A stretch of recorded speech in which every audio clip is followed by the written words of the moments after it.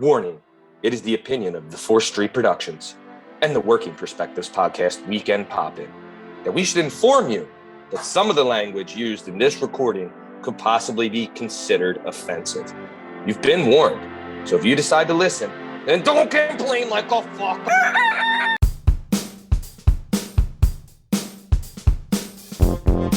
Hi, hello, how are you? Thanks for stopping by. Today we're going to talk to some real people about some real things, some real lives, doing real stuff. This is the Working Perspectives podcast, Weekend Poppin'. I'm Matt Lavelle, accompanied by Strong Stem Steve Cabot and the bad boy Bernie Podcasty. Strong Stem, how are we, sir? He's ready, feeling good. Hey, man, feeling good, looking good. Very cool. Bad boy, how you doing, my man? I'm doing great, man. Doing great. Great pod last week. Well, I guess 2 days ago. That kid's a stud, man. What a stud. Yeah. No, great. Yeah, great show. We'll talk about it. Great show with Pat Kane. But yeah, you're looking good, pal. Looking good. So you can find all our stuff on all podcast platforms and YouTube at Working Perspectives Podcast. You can hang out with us on Instagram at Working Perspectives Podcast and join us on the Twitter and the TikTok at Working P Pod. If you'd like to be a guest on the show, then do us a favor. Email us at workingperspectives@gmail.com. And please, God, it's part of the algorithm. If you just hit like and if you subscribe, then my wife will just fucking stop nagging me. So please do so. All right, let's get this thing started. Let's go. It's our objective to be effective by voicing societies. Working perspective, exploring your day and how you get paid. Launching a new episode every Tuesday. Your day can transform while we inform with new episodes available on every platform. So check out our vibe and how we get live. Then do us a solid. Share and subscribe. We're just sharing. We're just sharing. We're just sharing. Working perspectives.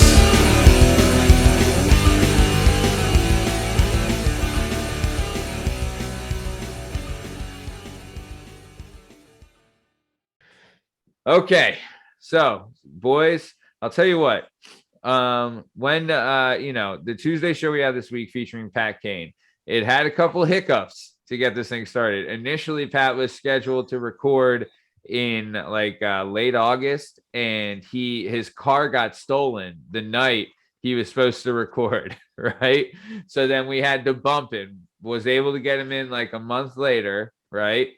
Get the record in, and bro, what a fucking show. So me and Pat grew up together. He's my cousin. And me and him, known him for a long time. Really great dude. But man, what a story of I'll tell you, there's sometimes, there's some shit when you get hit with, when you're not ready for it. And man, when he's talking about his baby mama dies, right? Then he has to take over being a full-time parent for his daughter. Then his daughter gets 3rd-degree burns on her face and her chest from a hot oil pan that spills on her, right? And that's 2 months after her mom had died, right? And then they go camping a couple years later, she breaks both her wrists on a fucking rope swing, right?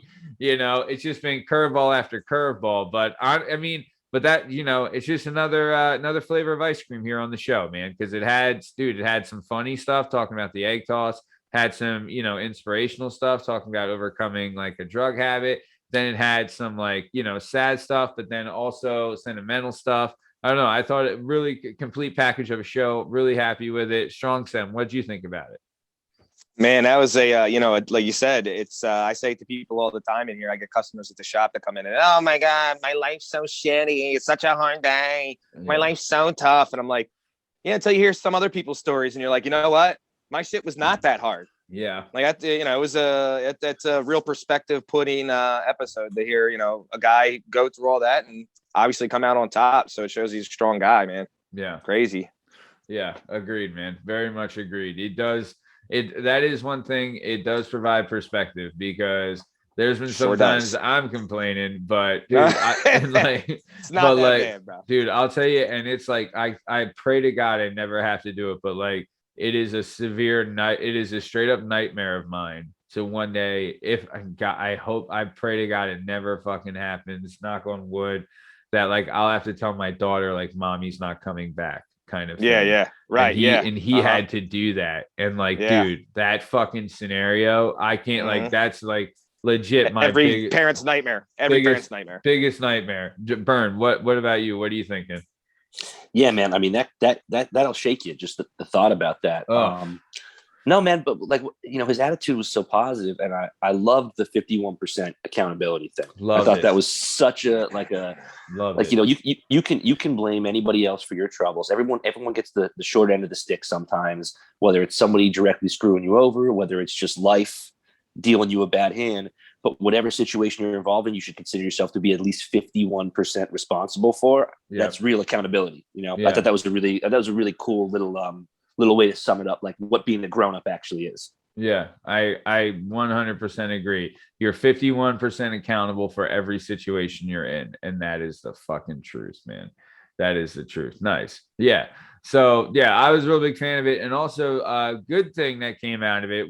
I told the story at the beginning of the episode about the 4th of July egg toss, where Pat came up with this epic catch to save the egg toss. Me and him ended up winning it against like these kids that both played D1 college baseball. And it was like this huge, big upset. And so that spurred another live event for the Working Perspectives podcast. And we'll be joined by, well, I don't want to give the name of the podcast away yet, but we'll be joined by a brother podcast. And it will be a live event at Graham's Pub, the 4th of July egg toss. So get ready for that coming up soon. Well, not soon, but it'll be coming up next year, hopefully. But yeah, that's the idea. So nice. So very cool. So like we said, Pat Kane episode available now on all podcast platforms and YouTube at Working Perspectives Podcast. Rave reviews about this one. Got a lot of really good feedback and just like one of our better shows. Really proud of it. So that being said, next week we have another doozy of a show. We're featuring Bill Nichols, aka Billy the Barber. He's a barber from Parker's and Skip Back. He's a buddy of mine, really good dude.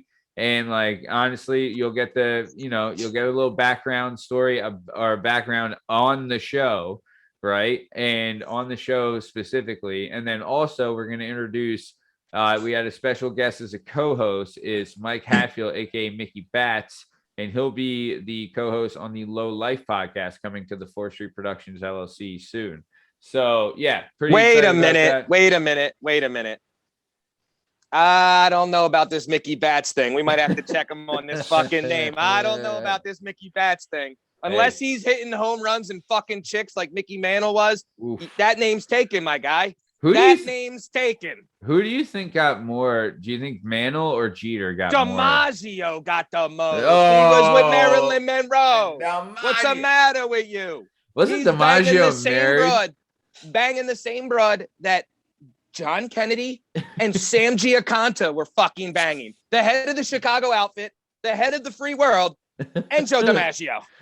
Damn. Fucking 42 game hit streaks, nothing to blink at, man. Actually, that should be a bigger flex. That should be a bigger flex on Marilyn Monroe on the men that she fucked than it is on those guys. Dude, she's gotta be like, I mean, I always wondered like top 5 dead or alive. Yeah. Dude, I'll tell you, I would always wonder too, like who's like what woman has made it to most spank banks ever, right? She's got to be up there because in those days she transcended decades, and they didn't have much back then. You know what I mean? They're looking at clouds, thinking like, "Does that cloud look like Marilyn?" All right, yeah, there she is. Yeah, but yeah, so nice. But yeah, so next week we got Bill the Barber with Mike Hatfield, aka, I mean, maybe not for much longer, Mickey Bats. But yeah, they'll be on show. It's gonna be a really good one to be available next Tuesday. So let's keep it on moving. So a good thing happened, good news. So we had talked about it on the show, I think it was last week. Kalani Eaton, the running back for North Penn, had one of the most epic runs ever. I don't know, Bern, I don't know if you were able to see it, but it was I retweeted it and then I put it on the Instagram story for the show. Dude, unreal run. Unreal. But apparently it's on ESPN, right, Steve? Yeah. So I guess, like I was saying, House of Highlights kind of picked it up. And then once, or not House of Highlights, Max Preps. And once Max Preps picked it up, it was like tagged in all the ESPNs, all that other shit. And eventually, next thing you know, today, there it is. People are texting it out. It's on ESPN. Nice, man. Yep. Yeah. Hopefully crazy. Hopefully get some good press for that kid. You know what I mean? Heck yeah. You need that shit. Could you imagine, like, we were all athletes in high school. Could you imagine, like, just have a great game or a great whatever, and a week later, you're like, oh, wait, I'm on ESPN. I'm 17. I'm on ESPN. Like, that would blow my fucking mind. My freshman year, they did a documentary on North Penn's football team, ESPN. Yeah. So they were in the high school with cameras and at every practice for like months. It was nuts. That's wild. It was called nuts. The Season. Yeah. The Season. Yeah. They did a bunch of different ones that were under the title of The Season, but this was the original. Ours was the very first one.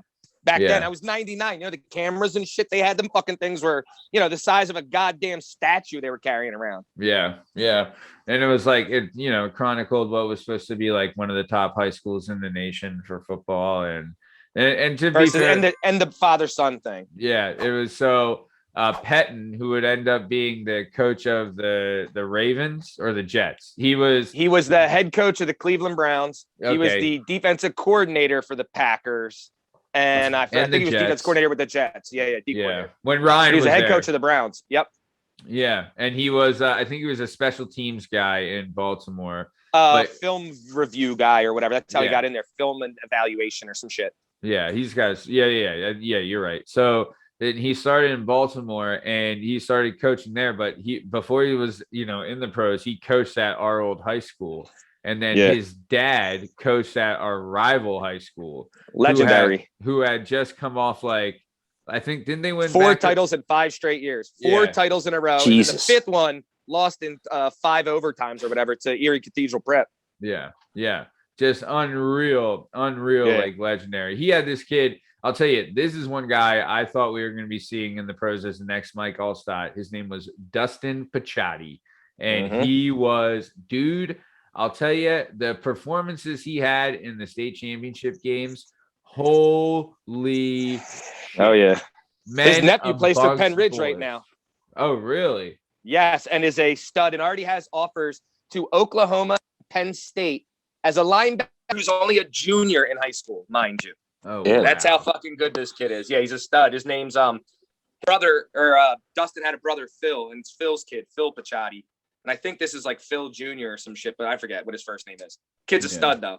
Dude, I like whenever someone says that, when they're talking about a kid like that high of a recruit, the first thing I think is like, this guy just must be slaying everything he sees. You know what I mean? Just like this kid has he doesn't slay anything because he's in the gym every day working out like a fucking psychopath. That's what it takes to be that good, Dude, yeah. And if he's smart, like, because then like there's bitches gonna try and trap him too. You know what I mean? Oh yeah. Like so. Oh, they know. Yeah, if he's smart, he's just like, look, I'm just looking for mouth game, and that's it. So let's keep it moving, ladies.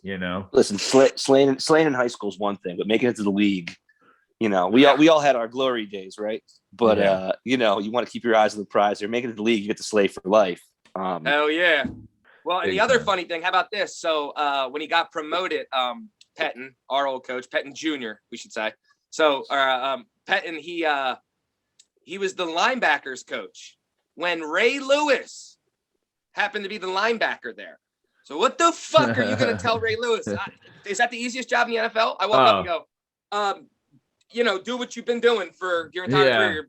You're one of the top 3 greatest linebackers to ever live. You, do your thing, Ray. Do your thing. Keep it up. Yeah. If anything, he's learning from Ray, if anything. Yeah, right? Unbelievable. Yeah, but no, that's dude, I'm with you. Pretty cool. I mean, yeah, it is cool to be adjacent to that. But so like we said, Kalani Eaton will have the video in the description of this episode. Please check it out. Support the local guy. Even if you're not from around here, you should just check it out because it's been it's got to be one of the top skiers. I remember also when we were in high school, Steve, you might have been in high school. I think I was in 8th grade but they had Lansdale Catholic had this thing called the I was in SB, 10th grade. 10th You were grade. in 9th grade, probably. Yeah. So it 10th, was that they in Lansdale Catholic they call it the SB play, but it was like the last play of the game, and it was just like a shuttle, like a fumble rooski Hook and ladder. Yeah. And it was like I think like 8 or 9 different guys got the ball, and it ended up being like the play of the year for the SBs and all that, which was cool. It was nuts. So yeah, ESPN's been in Lansdale a lot. I don't know what you want us to do. I don't know what you want us to do.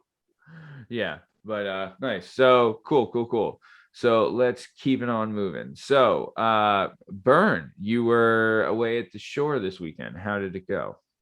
It was what it was. I was going down to visit my wife's family. We got these little bungalows on the beach. It was going to be cool down in Delaware. And then we're driving down there Friday. They call up. They're like, hey, just one of the bungalows has bugs, so you're not going to be able to use it. Now, everyone's speculating. I'm like, it's got to be bed bugs. They're like, well, why do you think that? I'm like, listen, man, if it was fucking ladybugs, they would have said there's too many ladybugs. If it was grasshoppers, they would have said grasshoppers. If they just say bugs, they're not trying to tell you exactly what's going on in there. Yeah, somebody's trying to beat it off the bush. Yeah. So anyway, so it was cool. We had a good time, but like all of a sudden we're staying in this little, like, it's like a 2-bedroom with like a little loft. There's like 8 adults, 1 kid, 4 dogs. So I just dragged the mattress out and slept on the porch all 3 nights. And I'm pretty sure I'm the only one who got any sleep the whole time. So I ended up winning that weekend pretty strong. Damn right. Damn freaking right. Yeah, dude. I'll tell you, man, like I did the so with my daughter now, when we have to get a hotel room, which is rare, we'll have to bring like the pack and play gimmick and do like put the pack and play in the room with us. So like I used to, my old position at my job, I used to be on call 24/7. And there was one vacation we were down at the shore that I had gotten like 12 calls in a span of like, 36 hours. And like, I think like 7 of them were between like 11 and, 8 a.m. Right. And it's just like, dude, like if you wake your kid up in the middle of the night, bro, there's a special place reserved in hell for you, motherfucker. I'll tell you that. All right. At least your wife's thrilled about it. Oh yeah. She's jumping up and down for joy. Just loving it. Loving every second of it. Yeah. Yeah, absolutely. What about you? Speaking of little kids, right? So I went up and visited old Steamboat's older brother, RoboCop, up in the Poconos at the scene of the crime almost again this weekend, right? Where the bear was. Oh, so okay. Jay has a spot up there with his family. It's his wife. He has 2 kids, right? Well, he has a son who's an absolute meat at this point, just human meat stick, right? How old's his son? 2, just turned 2, and he's like 39 pounds. Oh, damn, this is a thick boy. Oh, yeah, right? And athletic already. Could dribble a basketball while running. He's only 2, right? Oh, wow. And he's left-handed and has a cannon, right? Because obviously, Jay, people were laughing before. There's never a football not in Jay's hand, right? He's always throwing anywhere we go. We're having a catch, blah, blah, blah. So that's all he sees dad and uncle do. So, of course, you want to do what they do, right? So everything's with the ball, needs the ball, whether it's a basketball, football, anything, right? Well, this kid's left-handed. And he's been throwing football for a long time now. Even though he's only 2, he's been doing it since could possibly fucking throw it. So I would say it's like 1 out of every 6. It's almost like a goddamn Russian roulette with an old revolver. Yeah. 5 of them are going to come in good and they're going to like move somewhere and you have to grab it.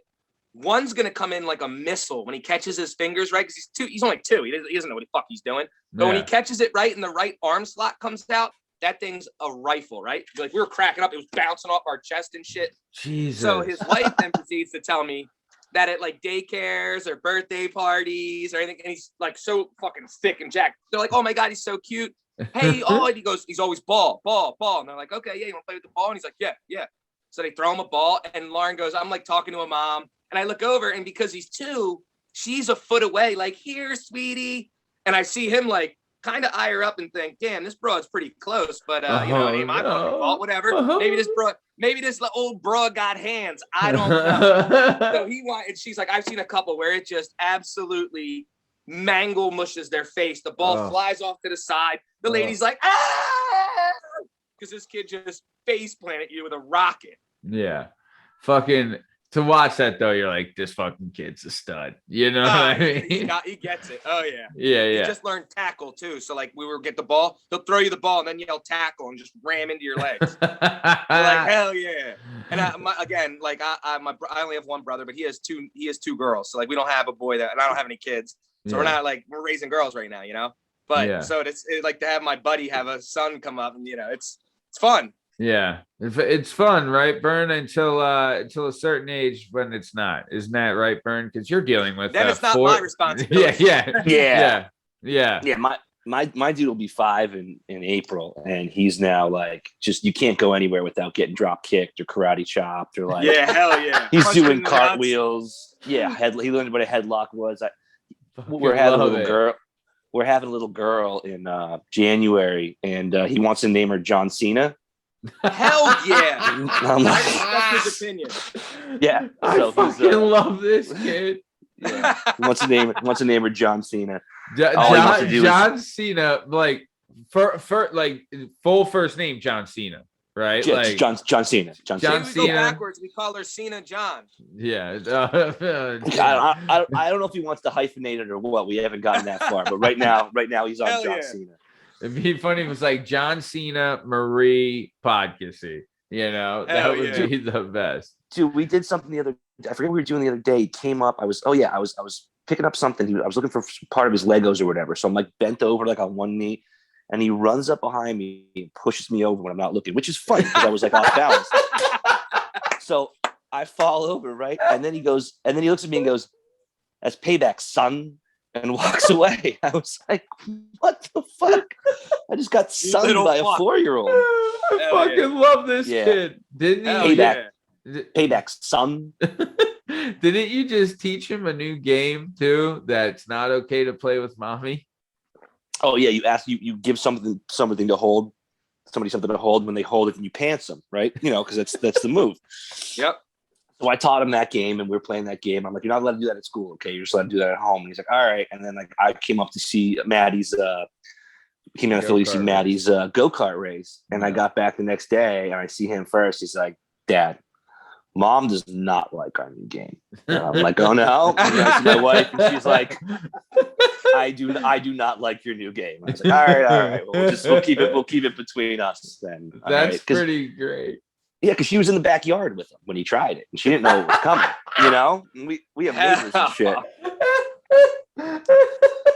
Yeah. Oh, he's like, Mom, can you please hold this? Like, oh sure, honey. Zoink. Zoink. Take that. Yeah, and she's like 7 months pregnant anyway, so she's like, I can't barely bend over and pick my pants up, pull my pants on anyway. Now I'm in the backyard with my ass hanging out. And he's laughing.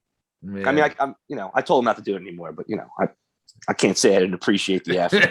yeah, man, that is fucking great. What's he going as for Halloween?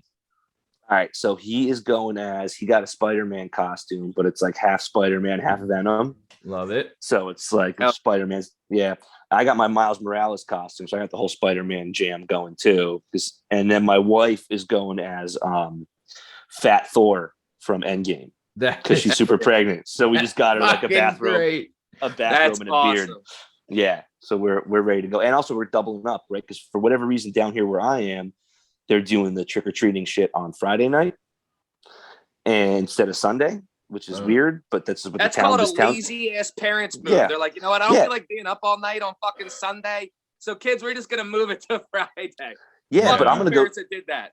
Yeah, but I'm gonna go 2 for it, right? I'm gonna take them there, and then I'm gonna take them up to my mom's house in Wilkes-Barre, and we're gonna do it again on Sunday. Yeah. So it actually kind of works out that we get to knock it out twice, but. Yeah, he'll be having candy seizures by that point, but whatever. What is the number one candy that you're stealing out of his bag? Oh, like Reese's.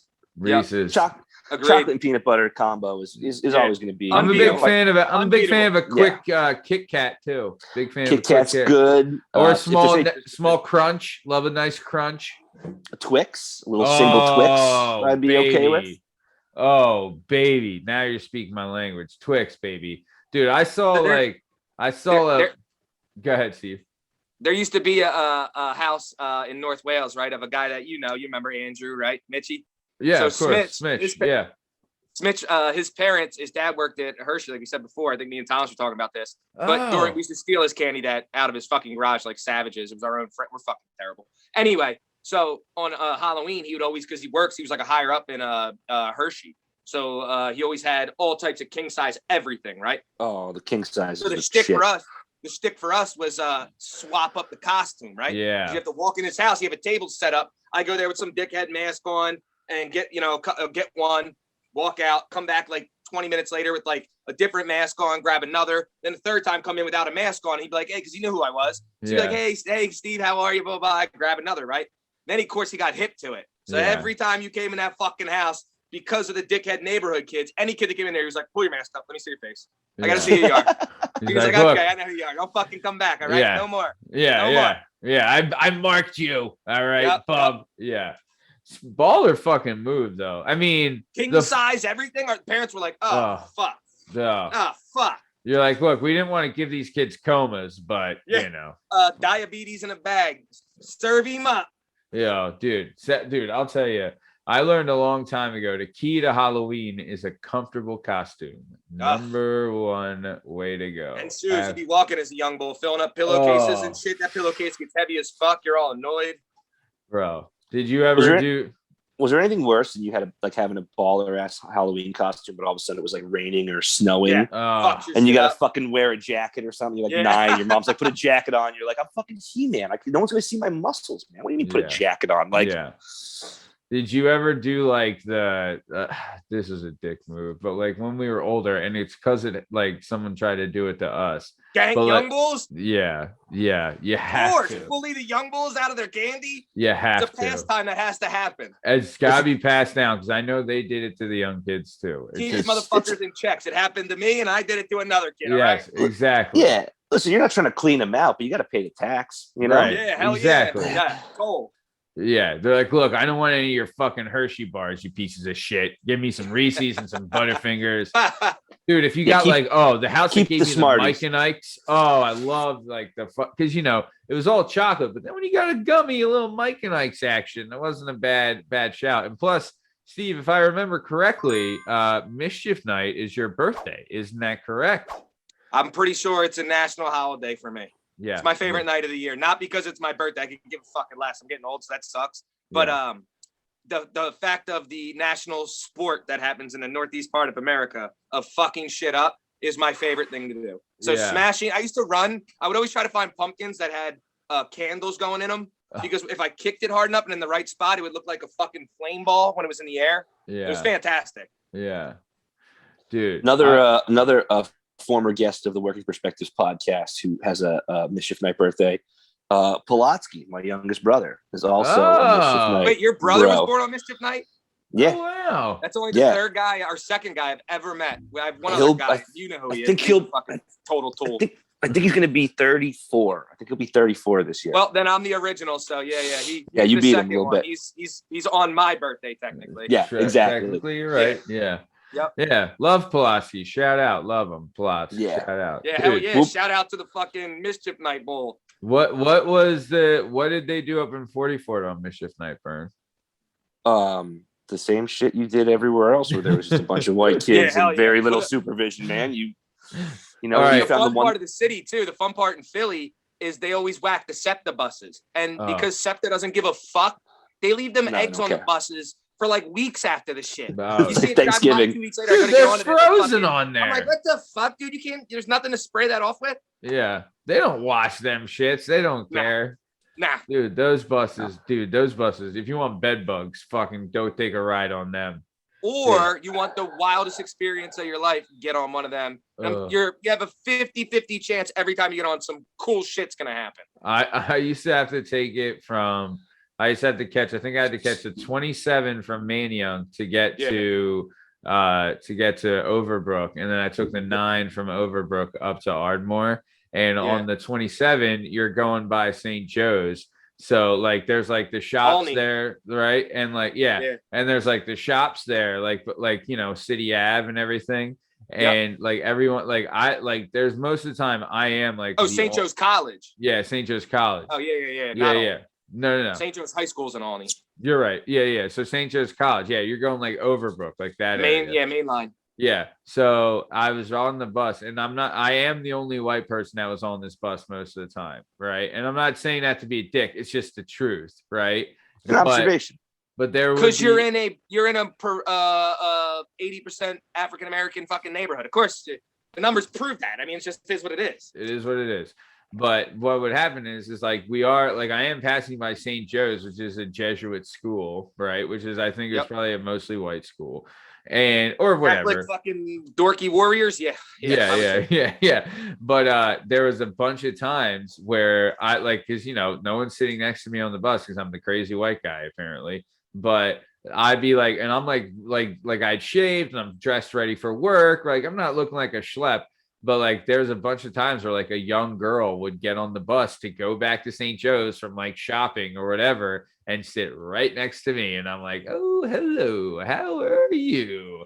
Never worked out, but I was just like, all right, it's starting to pay off. But yeah, so yeah. Should have put your hand directly on her thigh and said, sweetie, I'll protect you. Yeah. I'd be like, oh, you picked the right seat.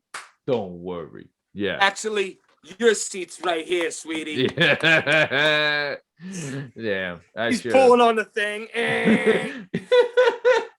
Dude, I used to have to take the bus to I used to work at Applebee's, right? This was the biggest dickhead move I've ever done in my life.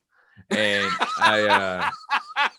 Matty, to be fair though, you were miserable working at Applebee's. The worst. Dude. Like you weren't I won't blame you for anything you did. Your headspace was not great in those Applebee's days. You hated life at that for that like year or 10 months or whatever. Dude, the absolute worst place I ever worked. I hated working there. It was just awful. Absolutely. Where at awful. the one in Andorra? Yeah, awful. Man. Yeah. I absolutely hated it. That place is a shithole. Yeah.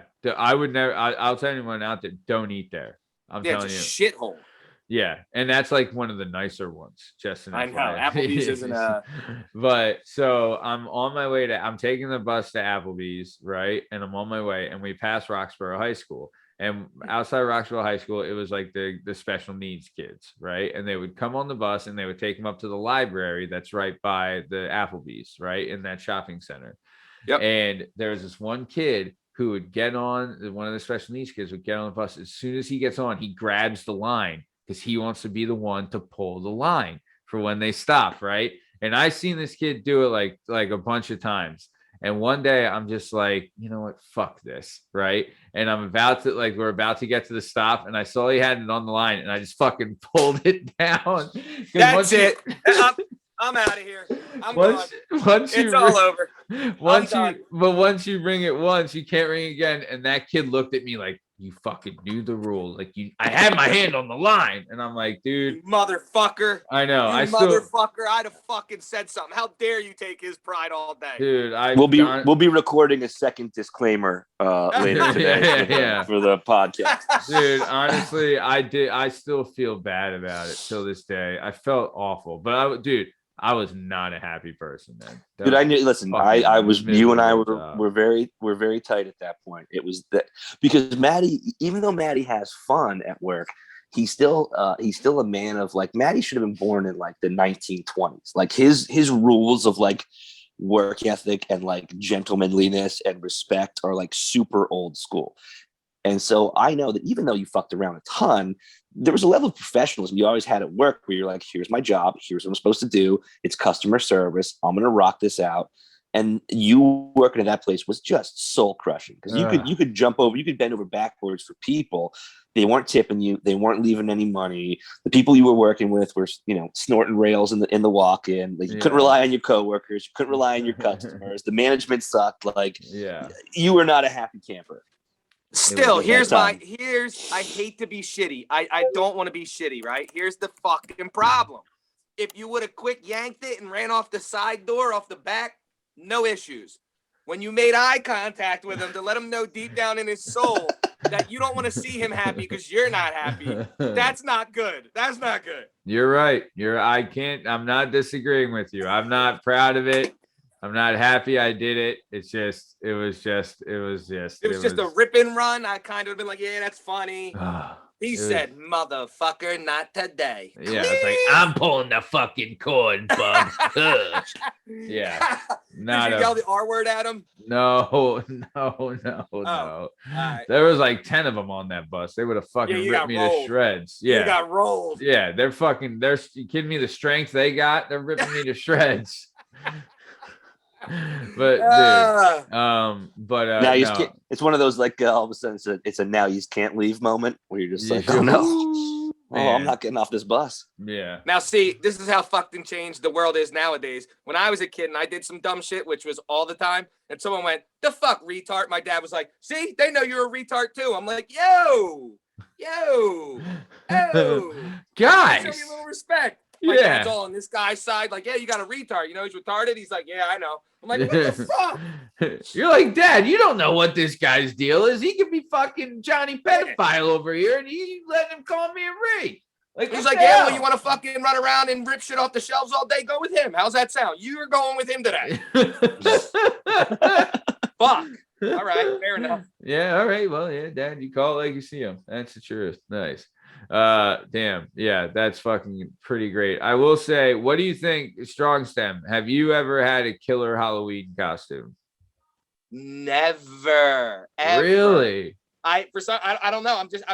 Now, is it awesome that my birthday comes right before Halloween? So typically they usually have parties the night before Halloween because people like, especially older people have kids and shit. You got shit obligations, right? Yeah. So every year on my birthday, whenever this year happens to fall on a Saturday, my 21st was on a Saturday too. It is the best parties in the world to go because we all know it's the universal day that you're not a slut no matter what you do. You can walk around butt naked and everyone's like, "Oh my God, you're a nudist. That's amazing costume." And the girls like, "Yeah." I'm like, "Holy shit, that's fantastic. I don't know how I didn't think of it. You're brilliant." Bro, Main Street. Great birthday. Great birthday. Dude. And like, you're right. Like, if it's on a Sunday, then for like the older people, the people going out partying, it's Saturday nights, the actual Halloween, right? Or almost any time, really, if they're doing a thing, you know what I mean? Yeah. Because then if it falls in the middle of the week, they usually hold like the costume parties the weekend before and shit or something like that, Yeah, you're exactly right. But either way, it's always a great time of year. My favorite time, especially the fall's dope because it's like sweatshirt weather and all the leaves changing around this area. But it was for Halloween is fantastic. My favorite ever event. Dude, they're like in Manayunk, it is legit. I don't know what it was. I don't know what it's like now, but back in the day, bro, that was a legit show, right? Like I'm sure it still is. I'm sure it still is. Like the cocktail waitress, the lingerie. The cops, my God. Dude, I once saw a Smurf fucking just yak up right in the middle of the sidewalk. And I was like, damn, all right, fucking Smurf girl. What was her name? Smurfette? Smurfette? Smurfette, Smurfed or Smurf. Yeah, she Smurfed all over the Smurf. Yeah, she really Smurfed it. But yeah, no. Then there's how many sexy Faucis you think are going on out there last year? Maybe that was hotter last year. Well, I'm sure there were some sexy Dr. Faucis because there's always going to be something like, what's a pop culture thing? All right, now let me just tie it off around my waist and wear a push-up. What I'm excited for is to see how these hooas twist out the Squid Games costume. Ooh. Because somehow it's gonna go from like a fucking you don't see shit a to jumpsuit. her ass cheeks hanging out and me being like, I don't remember the guys with the things having their ass cheeks out, but yeah, I'm with it. I'm with you doing it. Yeah. I just don't understand that's not it. Really love your choice. And she's like, I'm carrying a squid. You're like, you didn't even watch the show. You didn't even see it. Dude, there like, man, you ain't fucking kidding, man.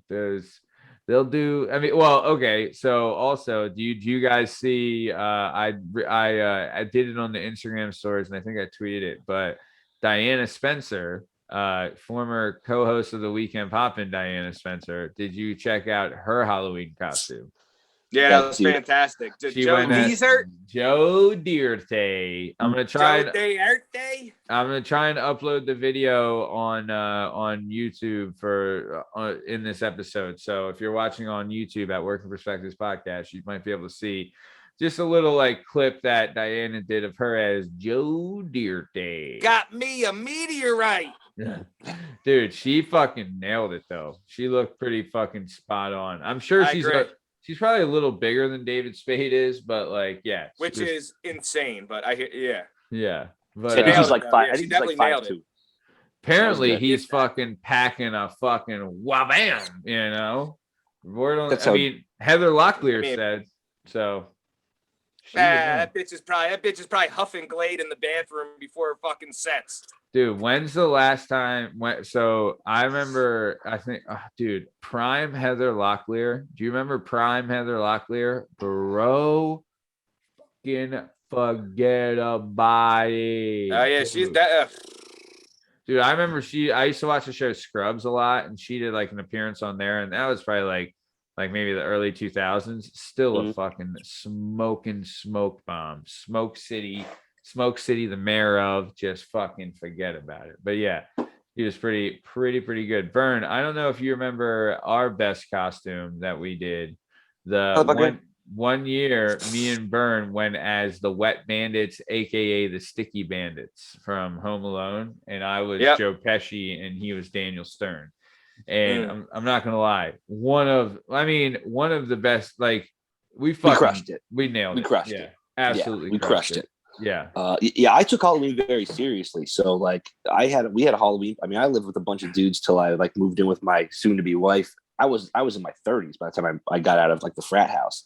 Yeah. Like, so we had a place in Manayunk, then we had a place in Fairmount, then we had a place in North Philly, right behind Temple. Yeah. No, we were on 14th and Jefferson, okay. Right behind like the grocery store and the movie theater. Like, but I took Halloween we had rippers. We had rippers for like 10 straight years. Great parties. We took it seriously, and yeah, me and Maddie's Wet Bandits. You have to put a picture. I have a picture of it actually. If you want, I can send it to you. Do it. Put it up. It was it was dominant, man. Do you have a picture of the one year, my one Rosie, when I dressed up as Rosie O'Donnell from A League of Their Own? Well, you had a couple Rosies. That's hilarious. Maddie went as Rosie O'Donnell, a few different iterations of Rosie O'Donnell over the course of a couple of years. You know what I will say, which was a great move? We were having this party on Manayunk on Martin Street, right at the top, right like Martin and Ridge, and Jerkbeard and his boy. I don't know if it was Ricky. Oh, it was pretty Ricky. It was pretty Ricky. So he went as a knight from Monty Python and the Holy Grail. So like the knight kind of just jogs around like this, and the guy behind him hits coconuts. And they just came into the party and did a lap, and then just left and never came back. Like they just rolled through. Have you ever? We're gone. Steve, have you ever seen Monty Python: The Search for the Holy Grail?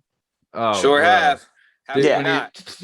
With dude, I fucking lost it.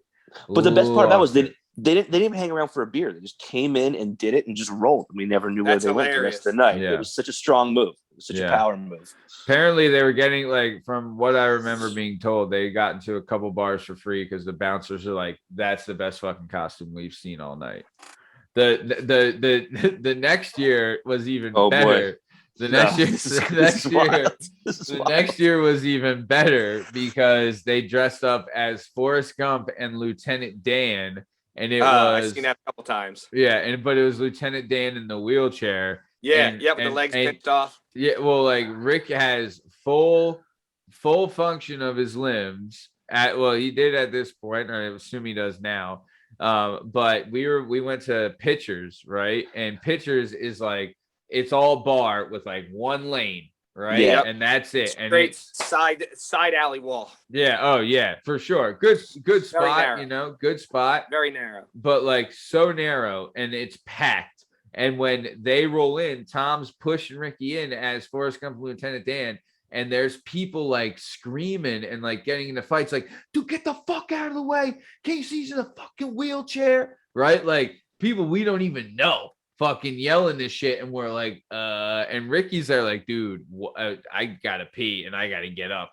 And Yeah, like, do I ride this out or tell him that I'm not fucking paralyzed? Well, like eventually when he got up, everyone's like, "Oh, what the fuck is this now? You fucking walk all of a sudden, Lieutenant Dan?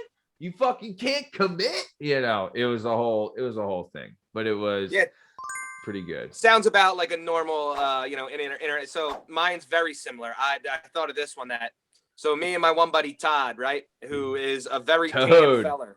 Yeah, very tan feller though, right? So Todd gets real tan. So the one year we were at Westchester University, right? We're out there to party. And me and Todd dress up like you said the disclaimer, right?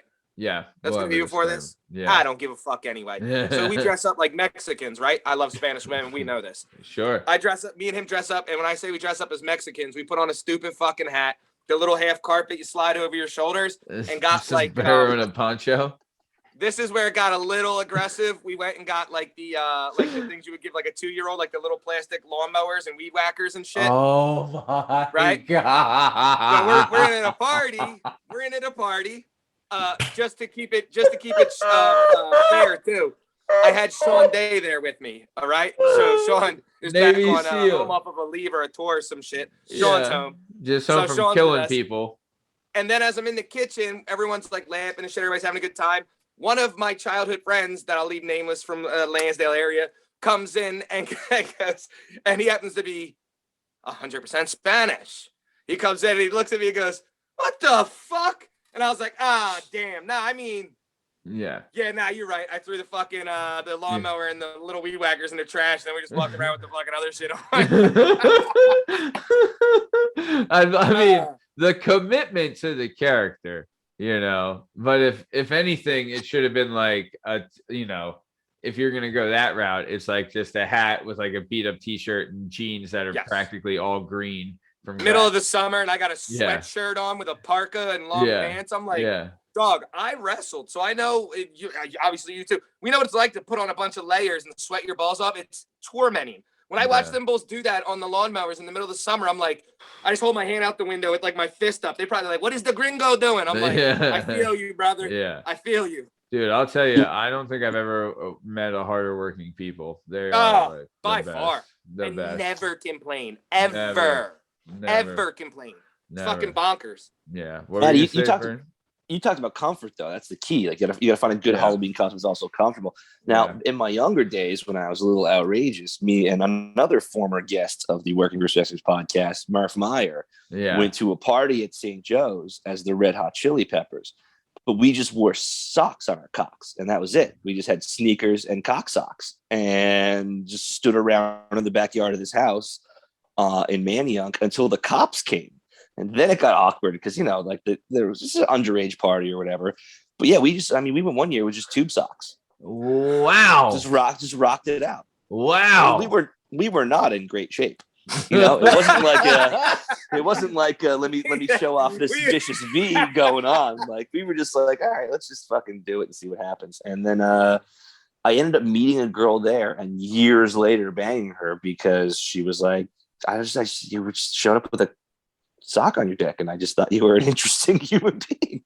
And years later, it paid off. People were a little scared that night, but you plant those seeds, and it's the slow game. They grow. Yeah, it's the slow game. She noticed that there was a tube sock. She was like, "All right, this guy's not an ankle sock." Yeah. It's not a baby sock. No, I had the ankle sock was underneath, holding it all in the tube sock. For a fact, but you do what you got to do. Oh my god, that is fucking hilarious. What, dude? I remember I once went my junior year of college. We went as the guys from the Beastie Boys Sabotage video, but it was me and two Asian dudes. People were like, "What is going on?" Oh, and like, what was your boy's name? Danny Woo. Yeah. Danny Woo and Mike. So the one year we threw a party too. They threw a party for my birthday. So it was a Friday night. We were all underage. It was the year before I turned 21, right? Yeah. So it was at Manayunk. We were 20 or 19 turning 20 on Wendover. And a guy that lived with me that, Victor Jakes from North Wales. So Victor was going to Temple at the time. And we printed out a bunch of flyers for a fucking Halloween costume party at our crib on Wendover and Manayunk, right? And Victor was going to put them all over the walls. So it just happens that my initials, because my name's Stephen Anthony Cabot, so my initials are SAC, and Victor is Victor Antonio Jakes, so he's Vag. So he put contact Sacker Vag all over these fucking things like a straight scumbag and hung them all over Temple. So when I tell you we had some, I mean, at a point there was like fucking 100 people in the house, and I don't know if I knew fucking 20 of them or 15 of them. And I'm from North Wales. All my guys were there, and I'm like, I don't know anybody in here, and it's my fucking house. I mean, it was fun. There was, it was all right. Yeah. I was always afraid of those parties being like, God damn it, when is this gonna take a turn? And then eventually you're like, fuck it, I'm riding the lightning. It can take a turn when it takes a turn. Who gives a fuck? Let's go. The only problem is when it did take a turn, it was usually one of my asshole friends. They're like, you know this guy? I'm like, I do. Why? They're like, he's pissing on your wall. I'm like, fuck, man. Fuck. Damn. Yeah. I would say, well, that's been my experience with some of your friends as well, Steve. It's not always them, though. I will say that it's not always them. Just most of the time. More often than not. But no, love, dude. But I would always say there were times like when we had talked about it the other, on another show that will air eventually. But we had talked about how you guys would be told like, hey, you can come, but don't bring this person or don't bring these guys, right? I don't think we like I never said that, and I know like the guys because we kind of all played sports together and hung out, we all knew each other. So it's like I think if it was more like the fucking yuppies that couldn't take the heat, like that's where all the Montgomeryville kids, particularly, the fucking rich kids, And from what it sounds like from an outsider too, like you might bring a bunch of N-dub guys who come to your party and get rowdy, but if one of them steps out of turn, he's probably gonna get checked by one of the other N-dub guys. Yeah, you know what I mean? Like from what I understand, you guys used to fight each other. Also go the other way. But it was but there's a chance that one of the dudes would be like, oh, now we're fighting because you're being a dickhead. But if it was like another guy trying to check the friend, that no, then it's over. Then it's over. That was always the worst. Even when that guy's clearly in the wrong, which happened all the time. That's why people didn't want to invite him, because somebody would say something to him when he's clearly in the wrong. But now you're getting beat up because you told a guy he's being an asshole. Yeah. Like what the fuck? Yeah. Well, kids being kids. Just for the record, I wasn't the guy that was being told not to come places. I know how to fucking act. All right. I'm an animal, but I'm a domesticated animal. They're wild animals. Steve, you knew how to turn it on when, like, you knew how to act when there are women around. You're not being a fucking clown. That's true. I don't know how to act when there's a bunch of dicks around. Then we get all fucking goofy. And everybody does. Yeah. True. But no, that's throw great. some old ladies in the mix. Oh, baby. So, all of a sudden, I got real manners. Yeah, the most manners, some would say.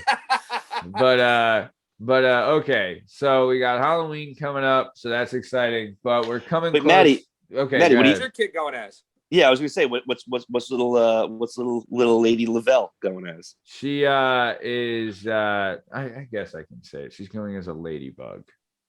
Well, that's adorable. I guess you could say your wife. What was none of that? Controversial? Well, no, because it's for Friday and this airs Friday, so I can say it. That's true. I don't want someone to like not, to my mom or whatever to hear it. Well, she doesn't listen to the show, so it doesn't fucking matter. I don't want your mom to hear most of this. What happens on the podcast? She refuses to listen to the show. Just my woman. But she wants me to produce a show for her. Millie? She keeps coming. There's a couple ideas, and comment for all our listeners. Please comment on which idea you think's best for my mom's show. I had an idea. I would love for her, because my mom's like a really, really good cook, right? And she always is like doing like different like good like recipes. So I want to do like a cooking show that could be split on multiple platforms, where you could have it as like the 2 to 3 minute TikTok one, or minute TikTok, or minute on Reels on Instagram, and then you can have the full video on YouTube. Half hour, 40-minute jam, like where you go through the whole thing. That's a really good idea, actually. Right, and you might want to cut that from the show.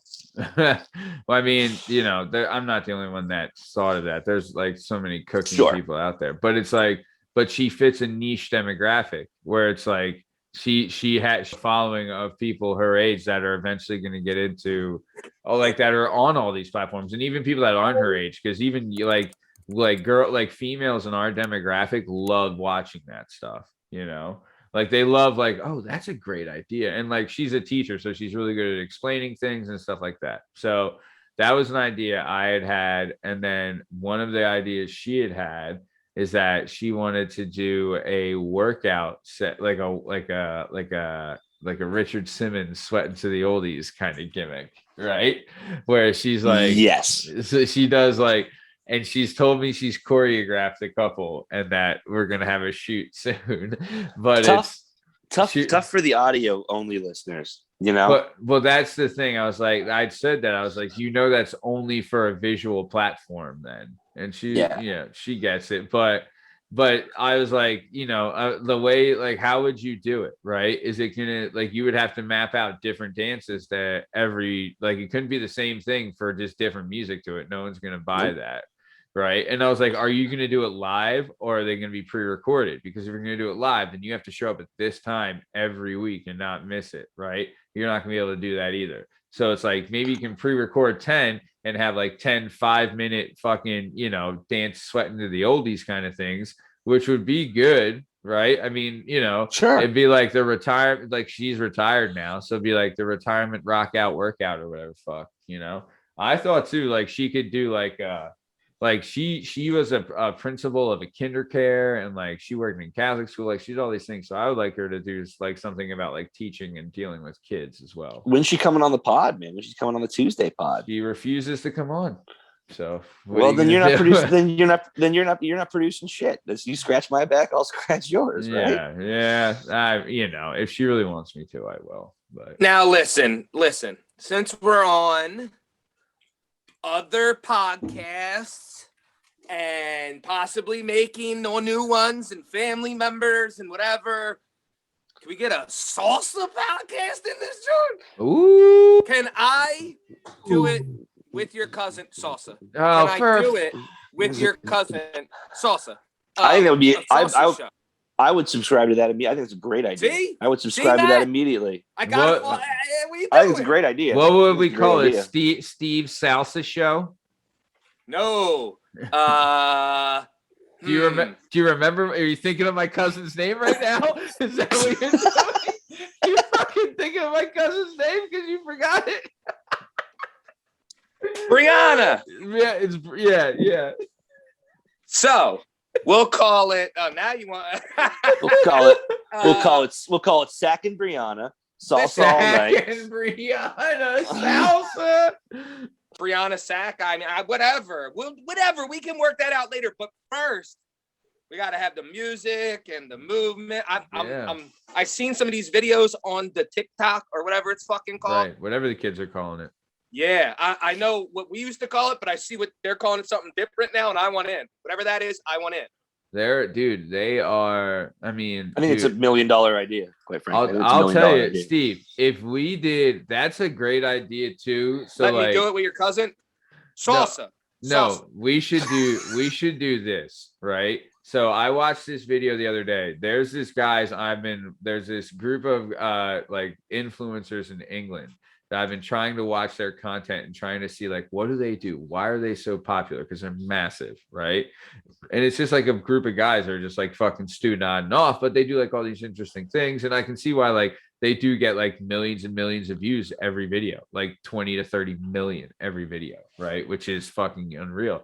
But one of the things they had, and this is something we should do with you, Steve, we should do a live Tinder, but it should be a live salsa Tinder, right? Where like it's you. So I get to grab a bunch of chicks' hips and pick out the one I think moved the best. Well, we have to treat it like a virtual Tinder. So they'll salsa dance for you, and you can either swipe right or swipe left, right? And then after you swipe right or swipe left, you can fucking dance with them, right? And whichever one you think dances the salsa the best fucking wins. Right. Fucking, that's just a fucking $1 million idea there. Yeah, I don't see how that loses. I think that catapults this whole platform. Well, that's what we got to set up. That's. I feel like that's my life's mission. So the second I find the right one, I'm just gonna have a heart attack and die because I want to go out on top. You know what I mean? Yeah, Perfect. It'd be great. It'd be great for ratings. I mean, we'll miss you terribly, but like, Steve dying from salsa overload will be. That'll make Spanish broad overload. Stop it, baby. If there's anything you're gonna die from, let me tell you. Forget making ESPN. That's gonna make that's gonna make the national news. Oh, hell yeah, baby. So, well, all right. Well, actually, Steve, I really think that's a great idea, and that's something that we should like. The toughest thing with that is going to be to find girls that will salsa. but your cousin knows a bunch of girls who just love dancing for the sake of dancing. Listen, so I'm on the mail letter or whatever they call it nowadays of the Philadelphia salsa community. I don't know how I got in it, but it's fantastic. They sent me shit. Did you really? But, you think this is a shtick, my thing? No, yes. Of course I fucking did. I follow some Philly salsa dancing thing. They do it on like the Waterworks and like out at these places. There's all these hot broads. It's fucking mind numbing. I don't know if it's a fake account and they're setting me up to rob me or it's the greatest place I've ever seen in my life. I'm really torn. I don't know what to do. Yeah. You just got to decide. Is it potentially worth a kidney? You know what I mean? Like that's a wake up in a bathroom in a motel room type of situation where you're like, Russian broad, like, I'm sorry, we had to do this. You go home. Yeah. Right. Thank you, Natasha. He's like, you're another victim to the salsa. Yeah. stupid white gringo love the salsa. I'm like, fuck you. Those little finger clicks. Dude, that's something. That is something I think we should really fucking do. Like, think of this setup. All we need is a room, right? We can paint a fucking, like a doorway board, whatever, right? The camera shoot, it's a one shoot angle, like it's a two shooter, right? Where it's one facing Steve, one facing them, right? And it'll be at an angle. And then it's like they walk up, we hit the music, hey, Madinero, whatever the fuck, right? They fucking hit it, and Steve's just like, swipe right, you know? Yeah, that's the problem. Am I ever gonna swipe left? That's what I was thinking right now. I'm like, the only issue is gonna be you have to like slip a dude in there on me, and I'm gonna be like, what the fuck, get out of here. No, like, or we could slip in a white girl that doesn't know how to salsa, right? You're right, and then it depends on how hot she is. If I'm gonna see, you're right. Yeah, right. That's the way to do it. Also, I'll be like, what's the white bitch doing here? What the fuck are you doing here? Who invited her? Yeah, I think it's funnier to slip in a Spanish girl who has no idea how to salsa because you start off and you're like, all right, here we go. If she, what is it? But we really have to clarify. Like, what are you after? Are you after the art of salsa? Or are you after the chicks? Or I'm all about salsa. I'm after the salsa training. Right. But that's what I tell my head. Right. My heart goes supersedes it and goes right to the Spanish broads. Okay. Right. I don't know how my head's gonna tell me no, but what am I gonna do? Did Steve just say his heart? Yeah. Yep. Oh, okay. The black piece of coal in my chest. It's not the organized. Supersedes it's not the organ I thought you were gonna pick. Yeah. It goes right to the broads. Yeah. We all had another organ we thought that dictated all of your decision making, but little did we know. Fucking bigots. I'm a gentleman. Fucking bigots. Oh, wait. You put that smut on my name. Wait. Put that smut on my name. Wait. Is this the same guy that dressed up as sombrero poncho with a lawnmower and weed whacker? Yeah. Yeah, he's always appreciated the culture. I mean, I think it's pretty clear. Right. He's been down since day one. Fuck you, Matt. Yeah, now you're the bad guy, Matt. Now you're I only rang the bell one time. All right. So, well, I'll tell you what. Anyone listening in the comments, if you're willing, if you're a sexy salsa dancer, male or female, and you're willing to be on Steve's Salsa Tinder, please let us know, because this is definitely going to happen. I'm going to produce the fuck out of this because this will be money fucking content. Yeah. Brianna, hit your big cousin up, but not like that. I mean, for your friends.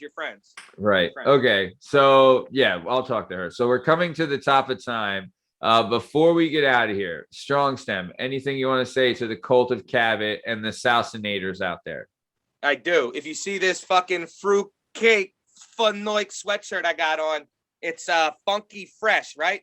My Okay. guy's the guy I coach with, his beautiful young daughter, Shannon Stagliano, has a company. She makes all types of dope shit, like sweatshirts, socks, all types of cool shit. You should check it out. I'll figure out whatever the fucking links are and shit and tell you. Yeah. Let me know, and then I'll put him in the But it's description. nice shit. See, when I went there too, the last one, she thinks I'm nuts, by the way, which most people do.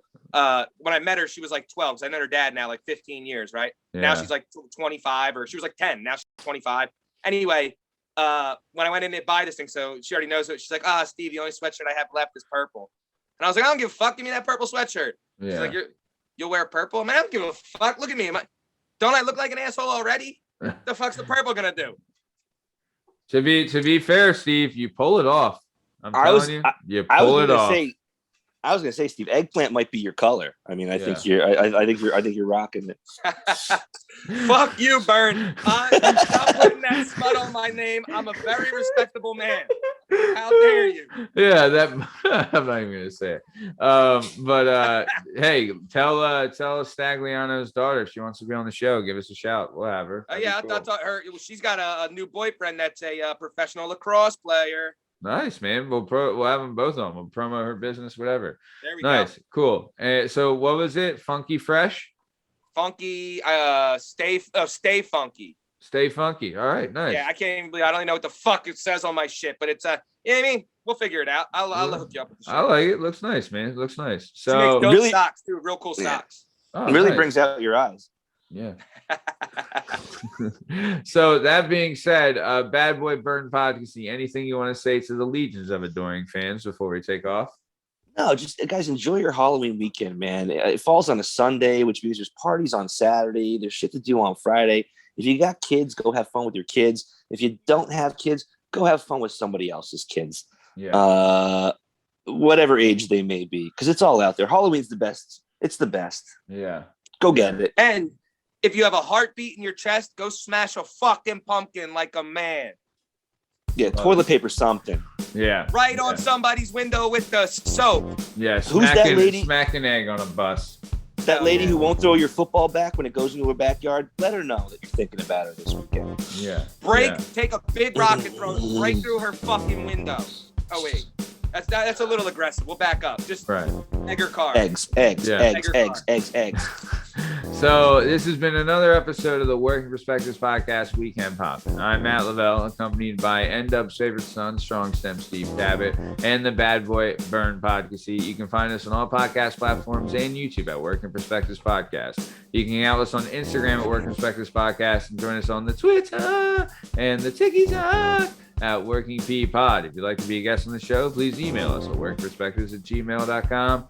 And for the love of God, please subscribe and like so that my wife stops ripping my head off for doing the show. And before we get out of here, I just want to say happy birthday to N-Dub's favorite son, Strong Stem Steve Cabot.